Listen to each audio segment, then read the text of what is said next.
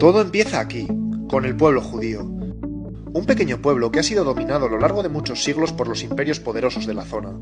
Es un pueblo especial, porque ha desarrollado la idea de ser el pueblo elegido por Yahvé, su Dios, y además esperan que un día Dios les envíe un Salvador, un Mesías, que les libere. Alrededor del año cero, la situación de este pueblo no es buena. Está dominado por el Imperio Romano y al mando de unos dirigentes totalmente despreocupados de su gente. Y justo en ese momento llega él, Jesús, un hombre de familia humilde que durante sus 3 últimos años de vida se dedica a predicar, a difundir un mensaje muy potente y novedoso para aquella cultura. Fíjate, a través de su mensaje insiste a la gente del pueblo llano a ser solidarios unos con otros, y a los ricos los critica de forma dura e hiriente. Era un hombre con mucho carisma, por lo que resultó muy convincente y reunió muchos seguidores. De hecho, empieza a pensarse que Jesús es Cristo, el enviado de Dios que tanto tiempo llevan esperando. Se hace tan popular que se convierte en una figura muy incómoda para las autoridades judías y acaban matándolo en la cruz. Pero con ello no consiguen su objetivo. Como sabes, Jesús tuvo 12 grandes discípulos, los 12 apóstoles. Estos se convierten en los grandes profetas de su mensaje, primero en Judea, pero luego, al ser también perseguidos, se dispersan a lo largo del imperio. Ahora, estos tienen sus seguidores, a los que llamarán cristianos, y así se van creando comunidades de cristianos. Estos van organizándose y colocan al frente de cada una de ellas un supervisor, el obispo. Y siguen las persecuciones. De hecho, durante diferentes épocas las autoridades del imperio persiguen e incluso condenan a muerte a los llamados cristianos. Surge así la figura de mártir. Todo cambia en el 313. Los seguidores de la nueva religión son cada vez más, y el emperador de entonces, Constantino, quiere tenerlos de su lado. ¿Qué hace entonces? Legaliza el cristianismo. Así se acaban las persecuciones y para el siglo V el cristianismo se extiende ya por todo el imperio. Pasa a convertirse así en la religión oficial. Y se seguirá expandiendo hacia el norte poco a poco. Y de aquí en adelante, cuanto más grande es la ciudad que dirige, mayor es la reputación del obispo. Y cuando el imperio se parte en dos, los obispos más importantes son el de Constantinopla en esta parte de aquí y el de Roma en esta parte de aquí. A este pronto empezará a llamársele Papa. A partir de ahora, las cosas se ponen feas. Atento, por un lado, con la conversión a lo bestia de la población al cristianismo, se pierde en gran parte el mensaje revolucionario de Jesús. A esto se le suma que el imperio cae, los bárbaros lo han dejado todo medio en ruinas, y por tanto mucha de la organización eclesiástica se va al garete. Así que ahora el cristianismo ha perdido contenido y ha perdido estructura. Y fíjate, porque en la ciudad de Roma, ahora que no hay emperador, el Papa se convierte en la máxima autoridad, en la figura más poderosa. Atento, porque en esta otra zona están pasando cosas importantes. En el siglo VII surge una nueva religión en Arabia, el Islam. Toda una revolución en el mundo árabe y con gran dinámica militar. Pues bien, el Islam va ocupando toda esta zona, hasta llegar aquí, incluso hasta Roma. Y así, se enciende la tensión entre cristianos y musulmanes, que en lugar de ver las similitudes de sus religiones, se enfrentan por intereses políticos y militares. Luego te sigo contando. Volvamos a hablar del Papa, que ya verás qué lío. Como te he dicho, ahora, el Papa es la máxima autoridad de Roma. Pues bien, de aquí en adelante, va involucrándose en los enredos, alianzas y luchas de poder característicos de cualquier persona interesada en dominar. Y durante los siguientes siglos, seguirán peleando por mantener su poder y ejercen autoridad sobre todo. Hacen vida de reyes, y la corrupción y la avaricia se convierten en algo común entre la mayoría de los papas sucesivos. Increíble, ¿verdad? Poco se parece todo eso al mensaje que quería transmitir Jesús, ¿no? Siglo XI. El cristianismo se ha ido reestructurando y se extiende más o menos así. ¿Te acuerdas de Roma y Constantinopla? Pues entre tanta decadencia se genera entre ambos obispos grandes tensiones, y en 1054 se produce una ruptura, el gran cisma entre las dos iglesias. A partir de ahora se divide la iglesia romana aquí y la iglesia ortodoxa aquí. Pero paremos un momento que no todo es degeneración en el cristianismo. Te hablo de los monjes benedictinos, que desde el siglo VI van extendiéndose por gran parte de Europa. Estos, siguiendo la esencia de la palabra de Jesús, se organizan en monasterios y ayudan a la gente de los pueblos próximos a reorganizarse y a mejorar la calidad de sus vidas que por entonces era miserable. Esto es otra cosa, ¿no? Y ya verás, a lo largo de la historia van a existir dos mundos dentro del cristianismo. La iglesia de base, más humana y sensibilizada con las necesidades sociales del mundo, y la de la jerarquía, centrada mucho más en mantener su estatus. Volvemos a la tensión entre cristianismo e islam. Lo de ahora te suena seguro.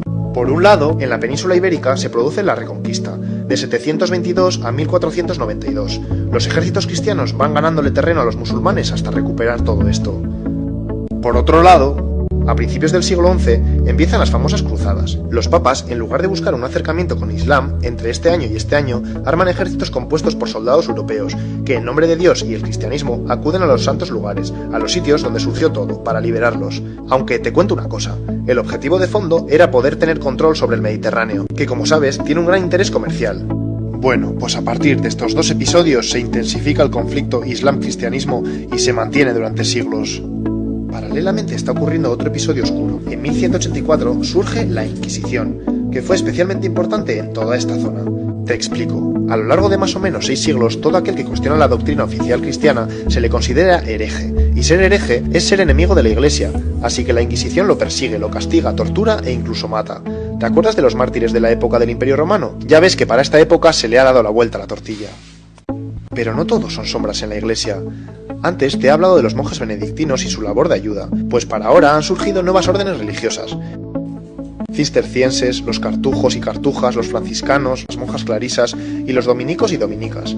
Todos ellos tienen como misión atender a necesitados y ayudar a los pobres. Mejor así, ¿no? Atento ahora, porque sucede algo importante. En el siglo XVI aparece en escena Martín Lutero, un monje alemán que se queda escandalizado cuando va a Roma y se encuentra con todo el desastre que te he contado de la jerarquía eclesiástica, así que emprende lo que se conoce como la Reforma Protestante. Busca la reforma, el cambio radical de la estructura de la Iglesia. Pues bien, como reacción se produce el famoso Concilio de Trento, reunión de obispos. ¿Qué deciden? Pues justo lo contrario, dar más valor a la figura del Papa y alto clero y por tanto jerarquizar aún más el asunto. ¿Qué pasa entonces? Pues que el luteranismo se separa de la Iglesia romana. Posteriormente, otros movimientos religiosos hacen lo mismo y crean iglesias protestantes por toda esta zona. Y también en Inglaterra, donde el rey Enrique VIII quiere divorciarse de su mujer, pero como el Papa de entonces no le da permiso, se enfada y opta por romper con la Iglesia romana. Así se crea la Iglesia evangelista. Ya ves, la Iglesia romana se ha reducido geográficamente y comienza a autodenominarse católica. Pero espera, que entonces llega la época de la expansión de Europa por todo el mundo. En la medida que los países de Europa van conquistando territorios, llevan ahí su religión y a sus misioneros, y el cristianismo se expande por todos estos sitios, más o menos así. Paremos un poco que te cuento algo. San Ignacio de Loyola funda la Congregación de los Jesuitas, un grupo de religiosos más dinámicos y con mayor impulso de expandir su fe. Y lo hicieron por todo el mundo, pero de forma algo diferente. En lugar de dejar que los conquistadores dominaran a las poblaciones indígenas y les sometieran, ellos luchaban por reorganizarles. Ante todo aquí. A los conquistadores no les gusta esta jugada y consiguen que el Papa les condene y los suprima. No más jesuitas por estas tierras por una temporada. Damos un salto hasta el siglo XVIII, el de la Ilustración, que como sabes defiende el poder de la razón y lo científico frente a la fe y superstición. Hasta ahora la Iglesia ha sido la que ha dado la explicación de las grandes verdades. Pero ahora surge una marea de movimientos ideológicos, sociales y científicos revolucionarios y la Iglesia siente que son una amenaza de su dogma, por lo que adopta una actitud a la defensiva. Como reacción, se opone e incluso ataca a todo aquel que cuestiona el pensamiento religioso. Es necesario un nuevo concilio. Vaticano I en el siglo XIX. Reunión de obispos otra vez. Decisión, se afianzan aún más en la postura de que la religión es la fuente de las máximas verdades. Ya ves, la Iglesia no consigue ir a la par de los nuevos descubrimientos y de alguna forma queda automarginada. Menos mal que la moneda tiene otra cara. No te olvides que en contraposición a todo esto que te cuento, sigue existiendo una gran dinámica religiosa.